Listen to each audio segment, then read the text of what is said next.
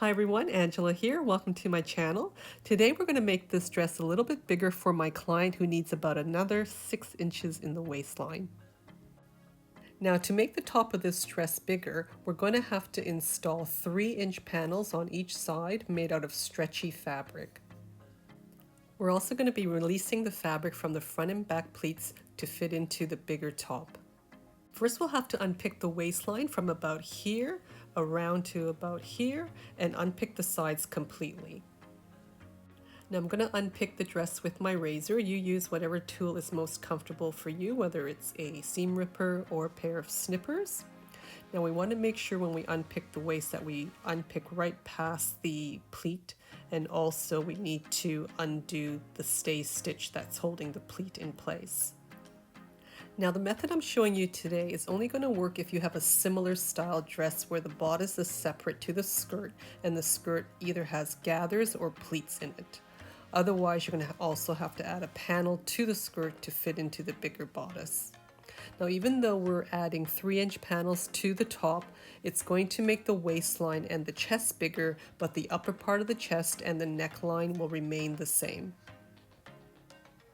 Finish off your unpicking by cleaning off all your threads and do exactly the same thing for the other side. Now with everything unpicked, you can see that there's going to be enough fabric to fit the skirt back into the bodice when we add the 3-inch panels. I've got a piece of fabric right side up that stretches nicely across the grain. I'm going to draw a line in from the side to make sure that I don't use any of that selvage edge. Fold the fabric in half with wrong sides together. Now place the top of the side in line with the fold of the fabric and then mark on the fabric at the bottom of the side. Now the armhole is originally finished with this stretch binding. We're not going to have that, but we'll have the stretch at the fold. Now take that side measurement, go across the fabric, measure down from the fold, and then draw a line across the bottom. Now the seam allowance on the dress is 1/4 inch, so let's mark in 1/4 inch from that side line. And then we want a 3-inch panel, so mark 3 inches top and bottom, join and draw a line, and then add another 1/4 inch seam allowance. Now we need another piece for the other side of the dress, so again draw 1/4 inch, 3 inches top and bottom, connect those marks, and then draw another 1/4 inch seam allowance. It's really helpful when you have a grid ruler. Now I'm going to pin these layers together to keep them from moving when I cut out these pieces.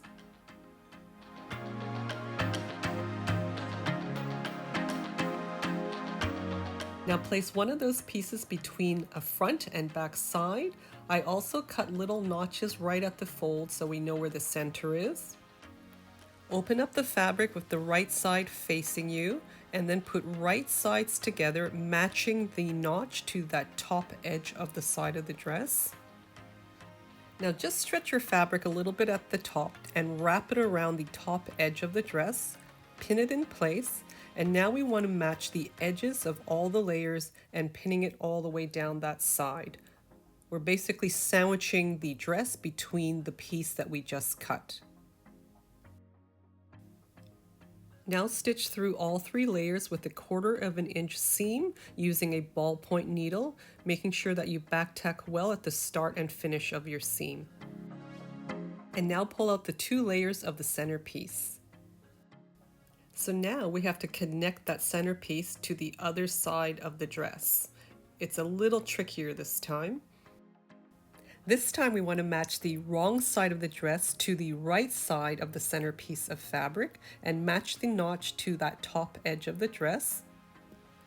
Again, stretch your fabric a little bit, fold it over that top edge so it's nice and tight, and pin it in place. Again, we want to match up all the edges of all 3 layers and pin them all together right to the bottom.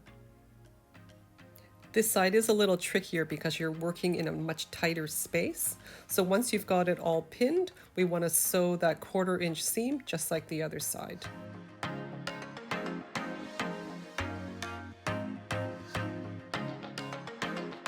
I'll pull the dress out flat and you can see a nice, clean, stretchy top edge. I just have to trim a little bit from that bottom seam there.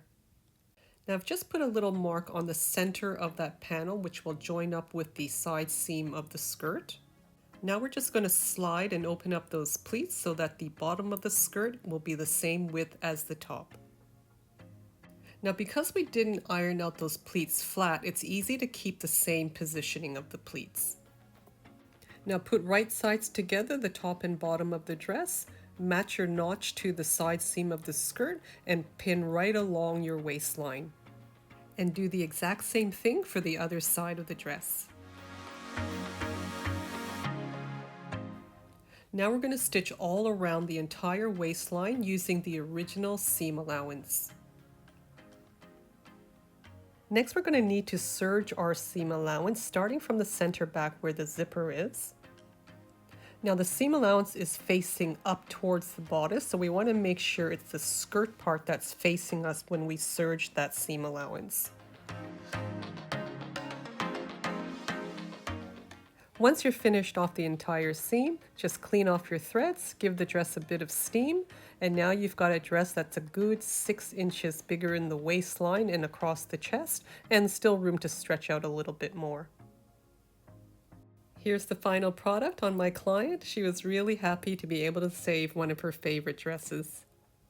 So if you enjoyed this video, make sure to like, share, subscribe, and hit that notification bell so you don't miss any of my upcoming sewing videos.